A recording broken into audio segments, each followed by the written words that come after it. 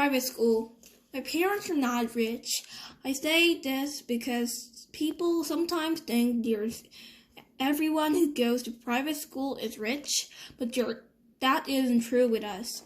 Dad's teacher, mom's social worker, which means they don't have those kind of jobs where people make gazillions of dollars. We used to have car, but we sold it when Jamie started kindergarten at Beecher Prep. We don't live in a big townhouse or in one of those dormant buildings along the park.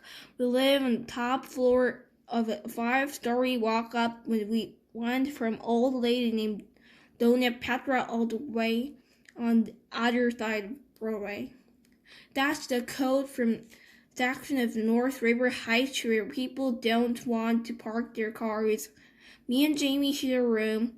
I overhear my parents talk about things like, can we do without an air conditioner one more year? Or maybe I can work 2 jobs this summer. So today at recess, I was hanging out with Julian and Henry and Miles. Julian, who everyone knows is rich, was like, I hate that I have to go back to Paris this Christmas. It's so boring. Dude, but it's like Paris, I said, like an idiot. Believe me, it's so boring, he said. My grandma lives in a house in the middle of nowhere. It's like an hour away from Paris in a tiny village. I swear to God, nothing happens there. I mean, it's like, oh wow, there's another fly in the wall. Look, there's new dogs sleeping on the sidewalk. Yippee. I laughed. Sometimes Julian could be very funny. Then my parents were talking about throwing a big party this year instead of going to Paris. I hope so. What are you doing over break? Said Julian. Just hanging out, I said. You're so lucky, he said. I hope it snows again, I answered. I got this new sled that is so amazing. I was about to tell them about lightning, but Miles started talking first. I got a new sled too, he said. My dad got it from Hamaker Schlemmer. It's so state-of-the-art. How could a sled be state-of-the-art? Said Julian. It was like $800 or something. Whoa. We should all go sledding and have a race down Skeleton Hill, I said. That hill's so lame, answered Julian. Are you kidding? I said. Some kid broke his neck there. That's why it's called Skeleton Hill. Julian narrowed his eyes and looked at me like I was the biggest moron in the world.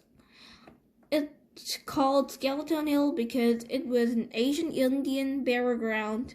Duh, he said. Anyway, it should be called Garbage Hill now. It's so breaking junky. Last time I was there, it was so gross, like with soda cans and broken bottles and stuff. He shook his head.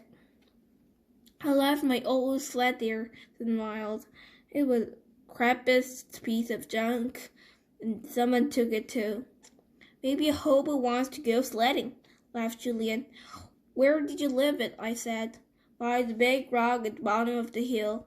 And I went back the next day, and it was gone.